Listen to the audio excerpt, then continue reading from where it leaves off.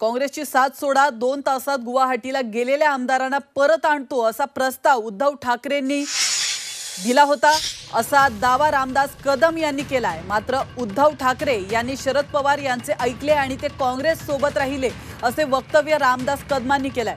तर दापोलीत आयोजित करण्यात आलेल्या एका कार्यक्रमात ते बोलत होते। या क्षणाची अतिशय महत्त्वाची बातमी, काँग्रेसची साथ सोडा, 2 तासात गुवाहाटीला गेलेल्या आमदारांना परत आणतो असा प्रस्ताव उद्धव ठाकरेंना दिला होता असा दावा रामदास कदम यांनी केला। त्या शिवसेनेच्या सगळ्या आमदारांना खासगी विमानानं 2 तासामध्ये मातोश्रीमध्ये नाही आणलं तर माझं नाव रामदास कदम नाही। होय, उद्या गणपती बसणार आहेत, गणपतीची शपथ घेऊन सांगतोय मी, हे खरं आहे 100%। सगळ्या आमदारांना तुमच्या पायाशी मी आणतो गुवाहाटीतून, फक्त काँग्रेस सोडून द्या।